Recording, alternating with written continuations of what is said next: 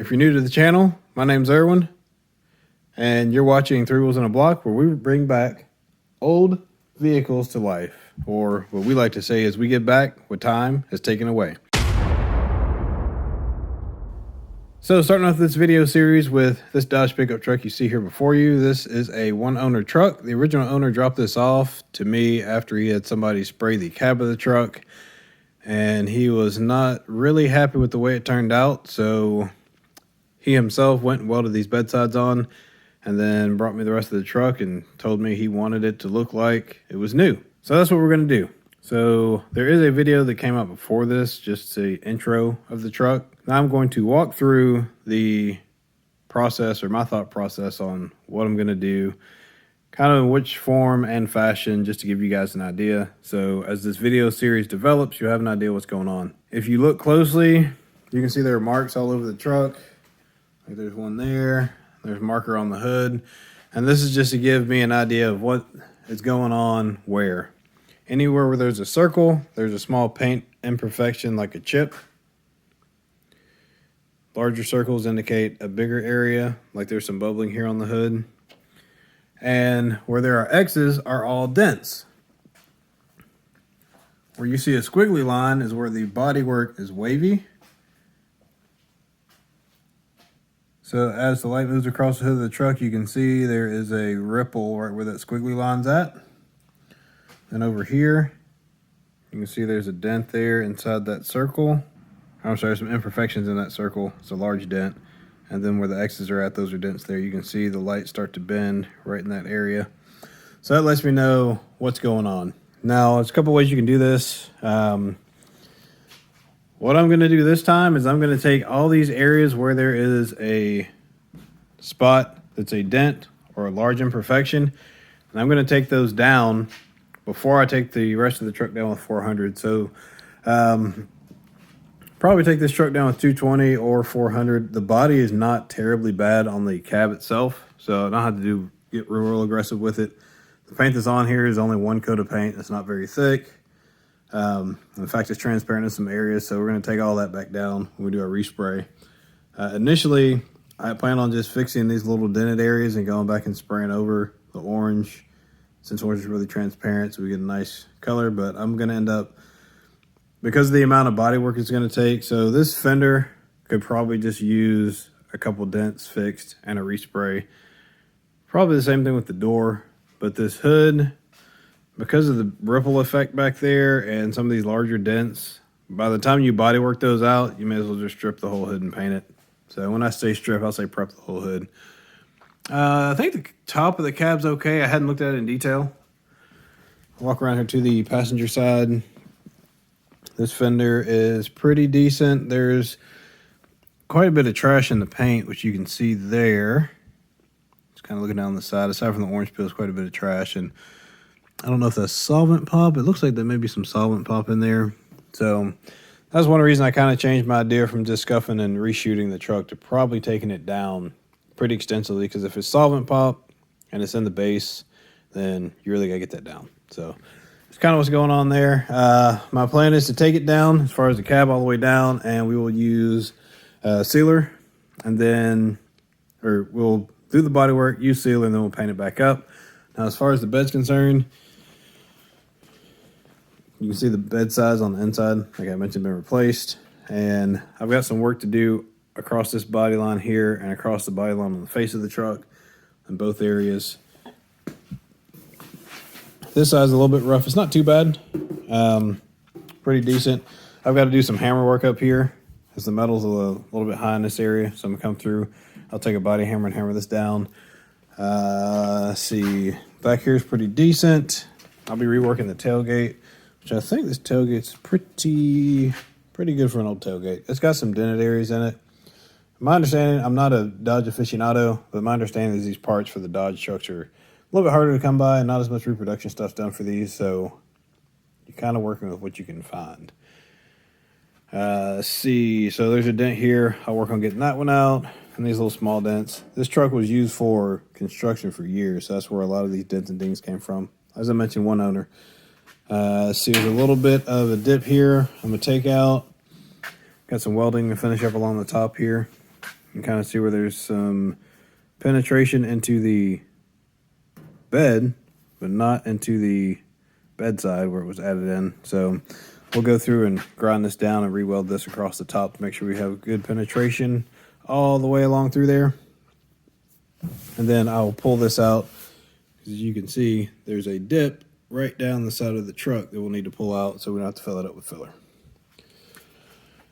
So I think that is a rough overview.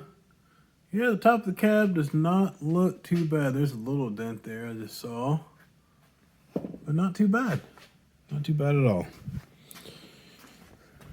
All right, that's enough of me yakking. You guys want to see me get to work, so let me set the camera on a tripod. I like to tackle the easy stuff. However, I'm going to get back here on this bed, get my body hammer out. I'm going to start knocking some of the dents out of the top here. I may go through with my small surface prep tool and hit every single area where there's an X.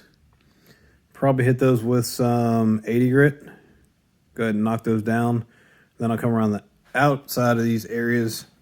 So I hit this with 80, and my reason for that is I could scuff this with 220 and put some spot putty on there, but it's on top of this paint, and because this is a complete respray, I'm planning to take it all the way down.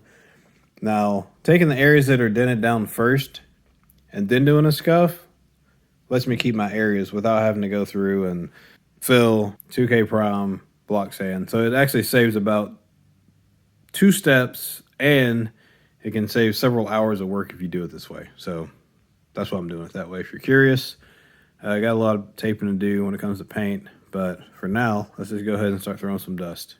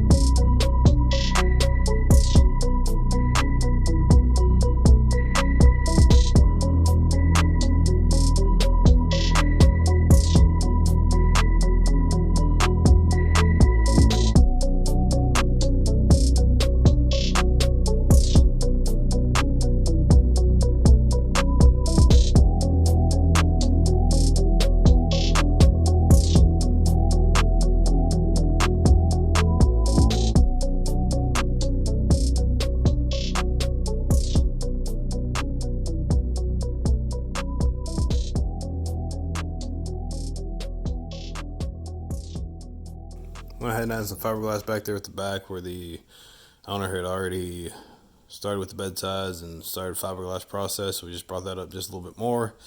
So we can get ready to put some body filler there. Went ahead and did a skim coat on the hood on both sides, and then we'll block that down. There's just some waves in there, basically just trying to get that out of there. You can see I've been doing some work on this fender, taking it down, and we'll add a little bit of filler back there where that badge was at on this side. Definitely some filler there. And then the other bed side,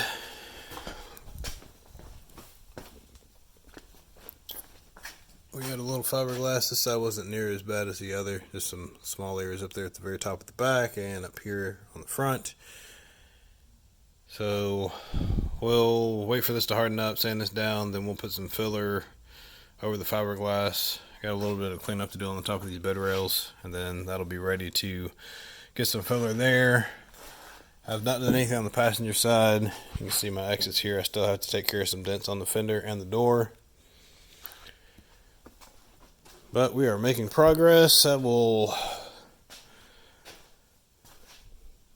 Go ahead and kick the time lapse back on as we knock out some sanding here and a little bit more filler there and sanding back or filler back there, and do some work on these bed rails so we can get ready to get this thing in some primer and some sealer. So I'll take the bed off because I need to paint between the bed and the cab of the truck, I believe. I think the cab was previously painted, but the bed was not on the inside, so I've got to take care of that. So I'll pull the bed off to do that and put it over on this thing, hopefully. Got a tire leaking. I still got to get my board so I can get my bed carrier put together. But I think that's it. I did yank the grill out of there. I'm not going to do anything on the front except for the very bottom valance, just above where the bumper is. I'm going to repaint that section. The rest of it will stay.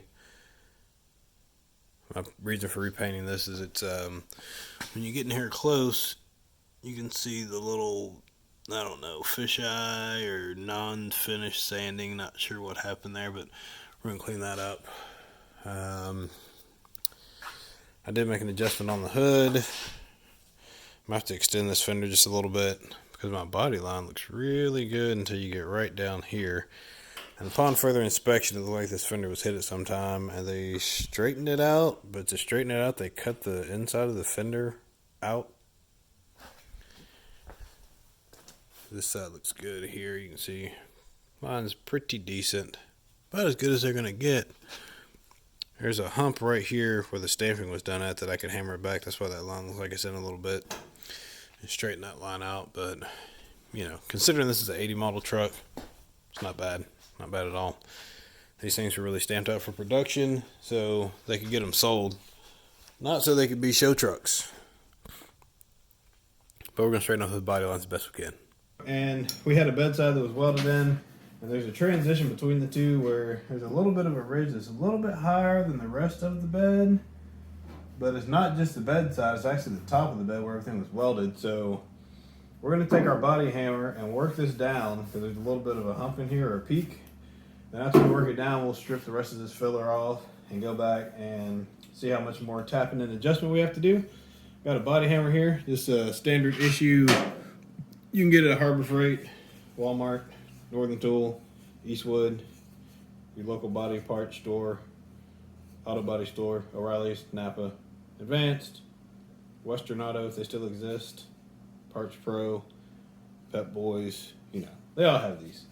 Anyway, I'm just going to go across the top here, work this down so I can get this hump flat, and then we will clean all this up and continue working this body on this truck.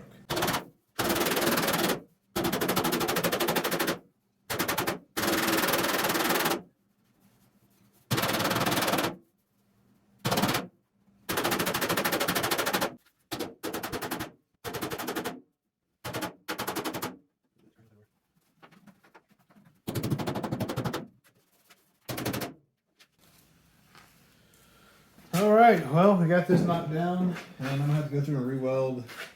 It looks like the metal is cracking, actually. Yeah. Looks like the metal's cracking. Not sure why that is, other than probably age. You see those little cracks in there? So I'm going to go back through here and strip all this down, and then we will weld up these cracks, because that's about all you can do with cracks, weld them up. I think that may be the weld that's cracked. Where this is the old bed, this is the new bed side, and I think this is the weld. I think that's where it's cracking at. So go get the grinder out and grind all this out of here and re-weld this thing. Seems to be the only place. I didn't see any other cracking through here. You can see that's the weld there. We just clean that up. It's pretty decent there. Pretty decent through there. So yeah, if you see any cracks in your welds, definitely cut that out and re-weld it, because if you don't, it's just going to move and crack your paint one day. You'll be very sad. So make sure you get that taken care of. All right, let's get the grinder out and let's get this ground down, and then we'll re-weld it up, and hopefully this gas tank is sealed well, because I'm not a big fan of welding around gas tanks, as you guys know from my previous videos.